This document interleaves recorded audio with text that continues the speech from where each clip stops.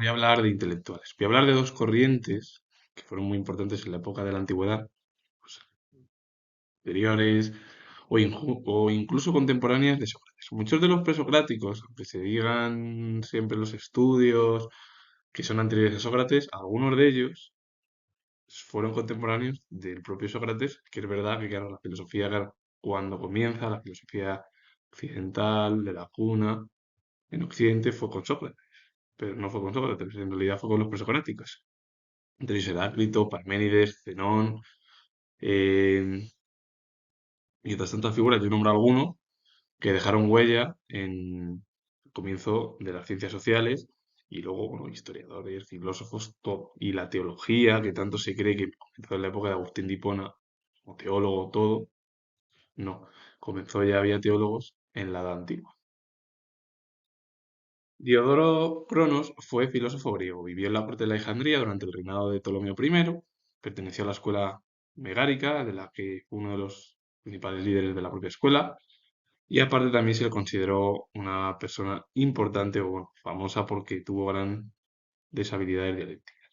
Y Diodoro Sículo o Diodoro de Sicilia, que nada tiene que ver, fue historiador griego. Perteneció al siglo I antes de Cristo y ambos nada tienen que ver. Uno, Diodoro de Cronos, perteneció a la escuela megárica como una de las escuelas novedosas e importantes en aquel periodo de la antigüedad y sobre todo en la antigua Grecia, y Diodoro de Sicilia pues, fue un historiador importante en la cultura griega. La escuela megárica fue una escuela filosófica socrática menor fundada por Euclides de Megara en el siglo IV antes de Cristo, que voy a hablar de él también. Y lo que fusionaba o fusionó esta escuela fue esa ética socrática con la metafísica eleática de Parménides, defendiendo que el bien es el ser único e inmutable. Destacaron por su lógica, la dialéctica y paradojas erísticas para negar el cambio y el movimiento. ¿En qué consiste al final la escuela megárica? Unir la ética socrática, en la cual hay un bien, todos debemos de hacer el bien, y que cuando, según lo que hablaba Sócrates en su ideario o su pensamiento filosófico, Sócrates dijo que, claro, que cuando a veces actuamos mal, no es que lo hagamos no es que lo hagamos con malas intenciones, no, es que a veces lo hacemos a través de la ignorancia. Y claro, tiene razón, porque el ser humano a veces actuamos de una manera, de forma ignorante, que no inocente.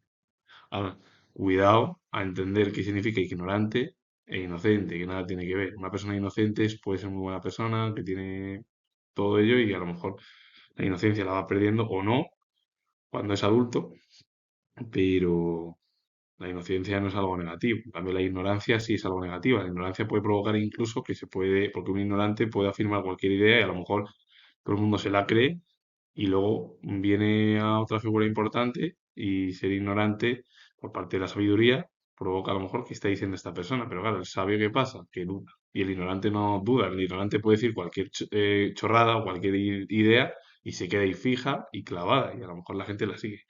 Entonces, cuando habla Sócrates en su ética, lo que habla es que todos debemos de actuar con el bien siempre. El bien está por encima de todo. El problema es que a veces actuamos de forma mal, no porque lo hagamos con maldad, sino porque somos ignorantes y lo hacemos sin saber lo que queremos decir o explicar, por ejemplo. Que es al final lo que pasa en la estructura o en la forma de cómo el ser humano es. Sí, es verdad que el ser humano al final tiene una manera de entender lo que es suyo y siempre el ser humano va a ser subjetivo y nunca objetivo. Pero bueno, aunque queramos ver todo y decir que tenemos un pensamiento objetivo, es mentira. Lo vuelvo a repetir, tú o cualquiera, es decir, todo el mundo, cualquiera tiene su propia idea. ¿Y se puede respetar? Sí. ¿Que hoy en día es respetable? Pues no, debido a que la situación en realidad para hablar con cualquiera es a gritos en la calle. Pero bueno, eso es mi opinión. A lo mejor puede ser que esté equivocado o no. Y la escuela eleática fue una corriente filosófica presocrática de los siglos VI y V antes de Cristo, originaria en la ciudad de Elea, que se encuentra en la Magna Sur, que es lo que hoy en día sería el sur de Italia. Su principal postulado era que el universo era una unidad inmutable, eterna y absoluta, afirmando que el cambio y el movimiento son solo ilusiones. Parménides lo hablaba mucho. El mundo es algo que es inmutable, que no se mueve, que es eterno, que es absoluto. El mundo es tal y como es. Y lo que vemos nosotros son nuestras propias ilusiones a través del cambio y los movimientos que se ven. Es verdad que eso fue modificándose y el mundo se va, claro, el sol se mueve, la tierra se mueve, todas las nubes, todo. Antiguamente, claro, se pensaba que las lluvias era porque se había hecho algo mal, se hace mucho calor también.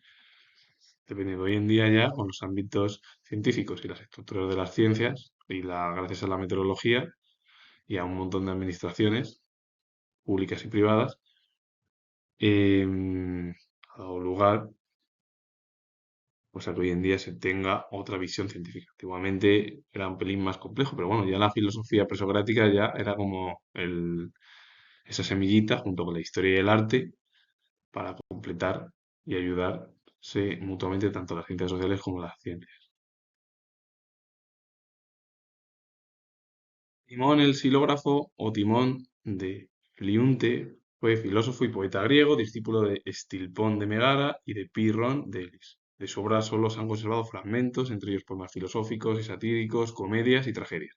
Y la obra de donde viene el propio silógrafo viene de la obra de Silius. Silius son composiciones paródicas en verso dirigidas contra el dogmatismo de los filósofos de otras tendencias.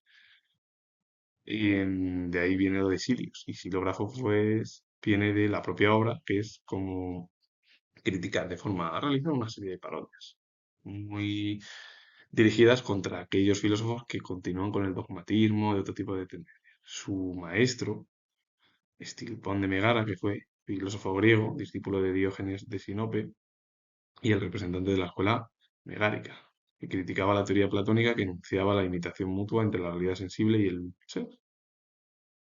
Cuando Platón hablaba del mundo de las ideas y el mundo de los sentidos, para la versión platónica o el propio filósofo griego, Platón además lo dejó muy claro de que había dos mundos.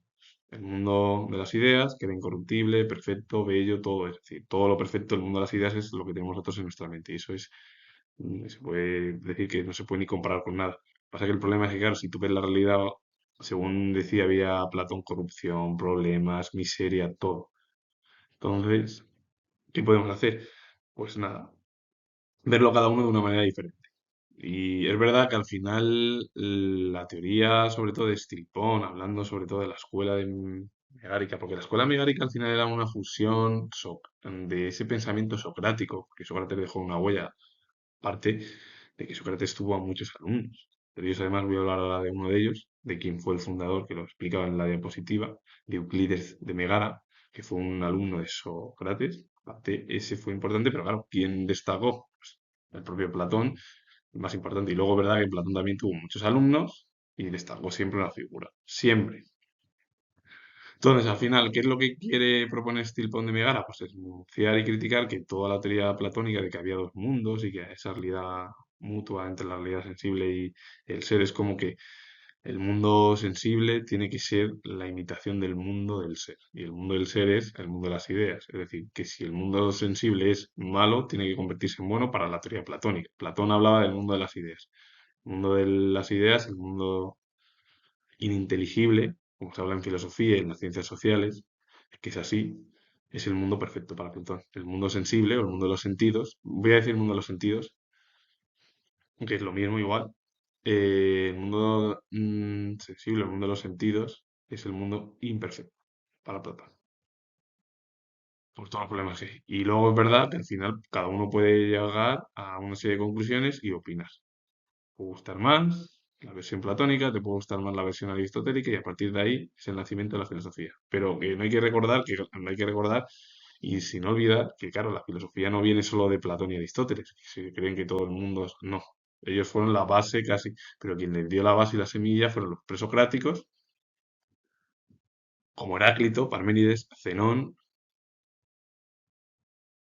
o el propio Sócrates, siendo profesor o maestro de Platón. Entonces, a partir de ahí, cada cual puede tener su propia conclusión en el ámbito del pensamiento filosófico.